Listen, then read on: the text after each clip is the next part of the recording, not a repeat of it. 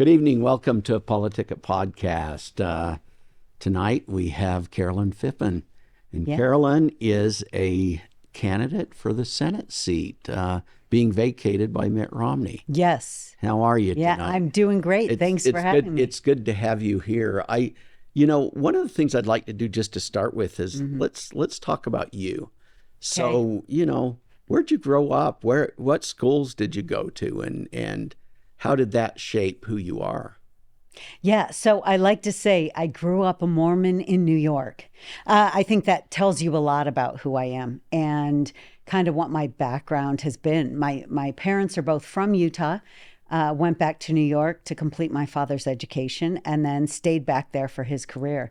And I have four. So what did he do? What? So he's a scientist, got his Okay. PhD at Cornell University, and has one of the patents on the catalytic converter. Oh, well, that's cool. Which, by the way, was invented by two individuals, one of whom graduated from the University of Utah.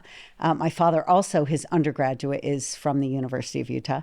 And anyway, I learned a lot of things a few years ago about the University of Utah's impact on this area of science in this country. And also, so they worked at Corning Incorporated, which is based in Corning, New York. And also at Corning, there was a core group of individuals who had graduated from the University of Utah and in a particular area of, I don't know, science. It's not engineering, I don't think, but I am not a scientist, if you can't tell. So I can't even tell you what it was. I once said something to my father about filtration technology, and he looked at me and said, Carolyn, it is not filtration technology. So whatever it is that they do. But I like to say as well that, so if you want to say that it is not conservatives who are responsible for the innovation that drives really the clean air that we all enjoy and the advanced environmental benefits that we all have in recent years, I would say that my family has done more for that position than all of the politicians around the world combined. So anyway. That's an important point, though. I mean, we have to, have innovation. We have to worry about market forces. Yep. Right? Because if you're not concerned about whether something's feasible in a marketing sense, then going that direction is not going to be good for us long term. Right. And you know this as well as I do, that when the government picks winners and losers, and I think that's an overused phrase, I think people tend to brush that off, but it is a very important phrase. When the government picks winners and losers, we don't end up with the best solutions either. Right? Yeah. We end up oftentimes with solutions that are less than ideal and that do less than what actual, real, privately driven innovation could be giving us for solutions. Yeah, you're putting somebody in a position where they're betting their livelihood. That's right. On being right. Yep. So they're not going to be swayed by arguments that don't seem logical or don't make sense long term. Yeah. And the best kind of, when you do a cost benefit analysis on any of this, the best product at the best price tends to win out in the free market. That isn't always the case when the government is steering the research dollars. In fact, I would say that's seldom the case when the government is steering the research dollars. So let's go back to New York now. Yeah. You grew up there. You went to all through school there? Yes. To graduating high school? Yep. Graduated from there, came out to BYU. My siblings, I think we all ended up at BYU, and a couple of us stayed in the state. I'm one of the ones who stayed, obviously, and I've been here 35 years, with the exception of the time that I served a mission in Czechoslovakia, where my companion and I, in fact, interestingly enough, so my freshman year at BYU, I remember studying some classes about Soviet government and Soviet economy, and then ended up serving in one of their satellite states not long after as a missionary. And my companion and I were the first sisters into that mission after it reopened, after the wall came down. So we saw firsthand what I'd been What studying. was going on. Yeah. And, I just remember going to East Germany with my wife not that long ago. And it's interesting to now see East Berlin being very modern, right? They tore down a lot of the buildings that were there and built new things. But it's interesting how market forces change an area. Well, it's true. So I was back there with my husband last fall, and I hadn't been back we've been married 30 years. I had not been back almost 31 years in a couple weeks. I hadn't been back since my mission. And I was a little bit busy raising my family, finishing up school myself. And so we went back, and I have a friend who's the mission president over there now. He had served when I was there. And I was talking to him, and I said, what is it with the Skoda, the car? It was a car that they had in Czechoslovakia when I was there, and they were awful cars. Each one of the Soviet republics had their own car that they manufactured there under communism. And again, market forces were not driving innovation, so you didn't end up with the kinds of cars that we had, or with anything close to the value that we had. Anyway, they looked like pretty nice cars. And I asked him, I said, what is it with the Skoda? He said, oh yeah, they're still around. I think in most countries, whatever their car was at the time is now gone. But there they remained. And he said, they're nice luxury cars now. So once free markets entered and became a part of their economy there, they were able to manufacture a really nice car that people want, that sells for a lot of money. Yeah. Right? It's a different thing altogether. So what did you study at BYU? Political science. Oh, okay. Yeah. And then, so what happened after that? So I came back from my mission, went one semester there, and then my husband would not set foot on the BYU campus. So Bad for him. So he was up at the U, and we were living in Salt Lake. And so I transferred to the U. And then we actually had our first son 10 months later. So our oldest child is just turned 30, and we have 5 boys. Our youngest is 15, and I've been busy for 30 years raising kids. I noticed on your brochure it said you were a mom on a mission. Is that what it? Yeah. Yeah. Look, so I am not your typical politician who's out there trying to climb another rung on the ladder, right? This is truly about preserving and I would say restoring what this nation was meant to be. And we all ought to want that if we truly understand what the founding of this nation was. I like to say all the time that the Constitution was the negotiated middle. It is not extreme. It is not far right. It was the agreement that people with all kinds of different views, but also kind of a deep understanding of human nature, philosophy, and government, came to the table, had a discussion, and built very methodically the system that would undergird this nation and the principles, actually not the system, the principles that would undergird this nation and give us the freedom, the prosperity, and the opportunity that we have here, which is something really unique in the history of man. And so that's important to you. It's very important. It's everything to me. Well, we're going to take a break. Okay. Hold that thought. We'll come right back. Okay, thanks. My name is Ryder Wilcox, and you're watching PoliticIt. Welcome back to PoliticIt. We've got Carolyn Phippen with us tonight. And, Yes, thank you. Carolyn, again, is running for Senate, the seat being vacated by Mitt Romney. And we were talking about this theme where you were a mom on a mission. Yeah. So what else does that entail? Yeah. So truly, I think that going back to my point about the Constitution being the negotiated middle, if we understand that the Constitution is the document that limits government, that keeps government from interfering in our lives in a way that it really was never meant to do.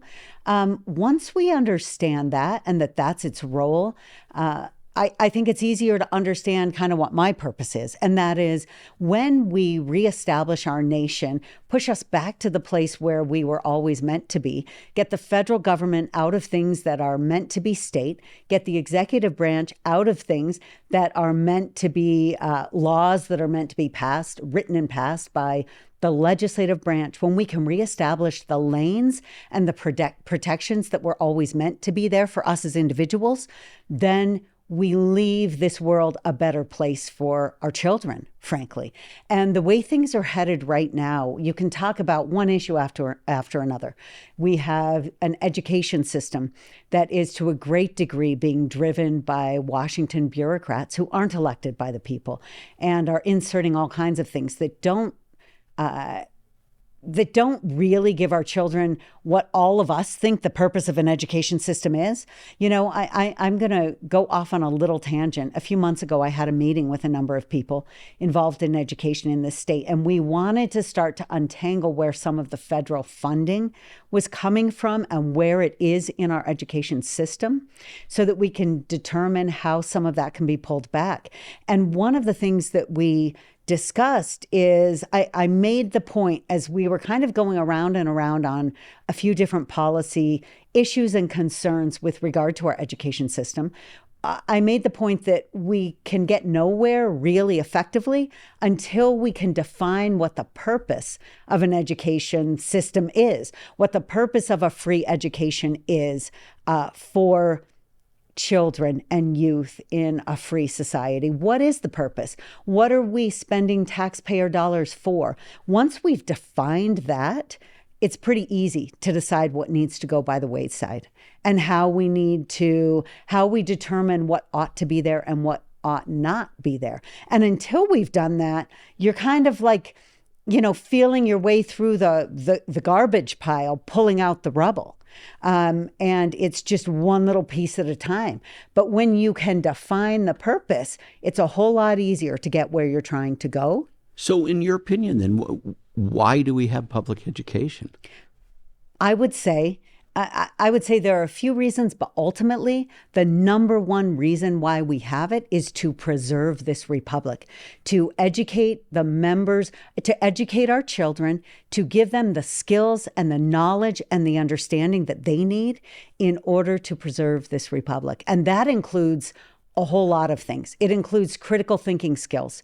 It includes other skills that allow them to be competent adults and individuals in this society. It includes the ability to listen and to debate and to seek solutions and not be afraid of information that they may not have or that they may not agree with the first time they hear it. But ultimately, having our youth educated on the uniqueness of this nation in the history of the world is fundamental to everything that we do within our education system. And what's strange about that is that's probably the one thing they're not getting much of. Right. Right? Yeah. Which is sad. Yeah. Yes, which is why we have to have a definition. I really think that we have a whole lot of people who have a lot of reasons driving them as to why they think this or that ought to be included. It's not good enough. We're spinning our wheels. We're wasting a lot of time, money, and years of the lives of these children absolutely being wasted. And you can see the longer we've had the federal government involved in our education system, the greater the number of children we've had who aren't even understanding how to do basic math and arithmetic. Right. That's unacceptable.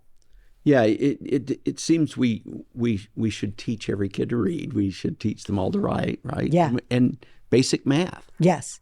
Yes. And the only way you can have a society that can preserve this system that we have is if they have an appreciation for reading and they need to know how to read and then develop a love for it and pursue knowledge wherever it might be, knowledge and truth. That's awesome. So let's talk about some of the other issues that you think are important. Yes. Okay. So, one of the things that I worked on, there are a host of issues that I've worked on in various different ways in this state. We have a state that's 67% federal lands. When I was working for Senator Mike Lee, I did a lot on the lands issue.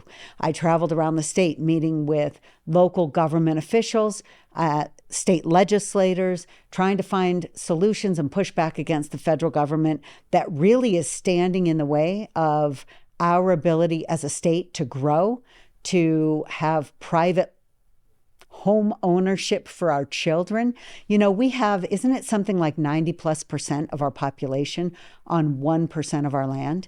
That may have increased a little bit. I'm just going to say 90+% of our population on 10% or less of our land. I know that's accurate. That's a problem. And even in a lot of these communities scattered throughout our state, we can't build roads. We can't dig cable. We can't even do a lot of the things that farmers and ranchers need to do in order to take care of their property and their animals adequately without federal permission. That's a big deal.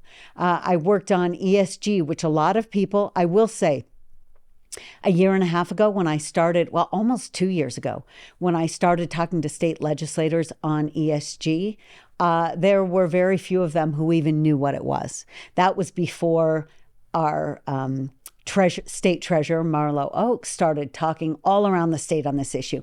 And he comes at this issue from an institutional banking background, not a political background. And so it made him very effective at what he was doing. But when I started talking to legislators in January of 2022, I was scrounging. I was talking to one person after another, asking if there were any bills that would deal with ESG.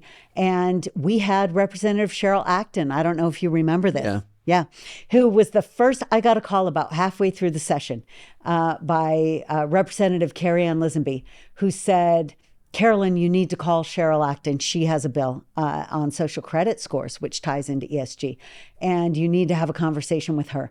That bill was killed that year, but it started a year-long process where I was working on ESG, where I led a working group with a number of elected officials, including the AG's office, including the treasurer's office, including members of the state legislature and business people, to propose various solutions for how that could be addressed in a way that would allow those bills to pass, which was the problem the first year. Interesting. So ESG is environment, social, and governance scores, yes. Right? Yes.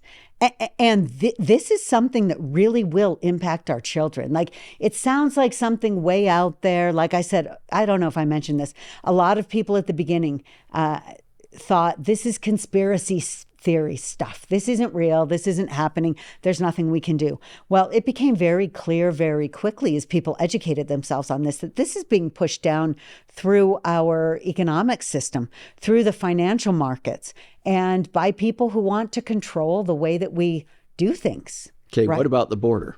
Oh my, there's so much I could say about the border. You and I were down there. Yes. A couple months ago Down with in AFP. Yeah. Yes, in McAllen, Texas. And we talked to a lot of people when we were down there. We talked to border agents. We talked to Catholic Charities and saw their facility down there. We talked to a number of people who had come across the border. We know that there are organizations that are kind of telling them how to get across the border and get into the country, despite the fact that they aren't coming across legally, and to begin to establish lives here, and to do that in the many years that they'll be waiting until they have a hearing. We have been flooded with illegal immigrants over the past couple of years. It was pretty evident when we were there that that we weren't running the border, right? No, oh gosh, no, right? I think we heard it over and over and over that the cartels have full operational control of what's going on at the border. That was made clear to us. And do you remember we were at this one facility, which was a water facility, privately owned, and the manager there told us that they had put up this, like metal fencing that goes down. They were right along the Rio Grande, put up this metal fencing that goes down into the water. And he said they had to put that up in order to stop the dead bodies from getting into their equipment. And since they'd put it up, they'd had approximately 20 bodies wash up. And he said none of these individuals died because of drowning. So there are plenty of other things going down. And these were people that apparently didn't pay Yeah, for the their trip cartels. across the border. Yeah. Right. They said every half mile or so. Yeah. Right? There's a member of the cartel and they're communicating and they know every single person who comes across. And in fact, do you remember we saw some rustling in the weeds, the plants across, and they were tall, right? Yeah, it was right. probably 10-foot tall plants on the other side of the Rio Grande that was only maybe 30 feet away. And that we saw the rustling and heard it, and they were waiting for us all to leave. So what about economy? You had talked a little bit about that in your brochure that I saw. So yeah, well, how do we fix this mess? Yeah, we start fixing it. I think that's the problem. A lot of times we want a magic bullet to everything. That's just not going to happen, but we have to start. We have to start turning this around. We do need reforms with entitlements in a way that won't impact people who are depending on those right now for survival. But there are things that we can do to start. And there are a lot of things. People say we have gridlock in Washington. They're not getting along. They're not getting anything done. I say we don't get $34 trillion in debt by getting nothing done. We're getting a whole lot of things done, and it's a whole lot of the wrong stuff. And so it's time to start doing the right things. Those are the hard things. So there are a lot of reforms that we can make. And, we can start with simple things. There are even things like the way that we are sending money to the states through all these government programs. We could be block granting Medicaid money, Medicare money. We could be block granting a whole lot of programs that would allow the states more flexibility, that would allow the states to reform some of these programs in a way that doesn't incentivize bad behavior. Because let's be honest, a lot of what the problem is with government funding is it incentivizes all the wrong kinds of behaviors and gives us more of the very behaviors that we would all like less of. And so when we can block grant that money, we could save money, start to reform programs, and turn things around on the social level at the same time we're, kind of cutting the funding going to these programs. So we're about out of time. Okay. And so what I'd like you to do is just look in the camera and give your final pitch. Just, you know, you're talking to people at home. Who are you and what are you going to do? Yeah. So let me just say, you know what? We are where we are in this nation because we keep electing the same kind of people. And if we want something different, we need to start electing different kinds of people. If we want more elected officials just serving in different positions, then that's what we should vote for. But that's why we're here. That's why we're $34 trillion in debt. That's why regular families are paying $5 at the grocery store for a dozen eggs, like I did a couple weeks ago. I do have chickens who just started producing, so that's getting better for me. But we all need to be looking very closely and carefully at the people we're electing and not just listening to their words. What is their track record? What have they done that will put us on the path, that will prove that they are the people who we can trust to do the right thing at the right time to turn around this country? And that is me. Let me just say that is me. Wouldn't that be wonderful to have a conservative woman in charge? Yeah, thank you. Thank you. We'll see you next week.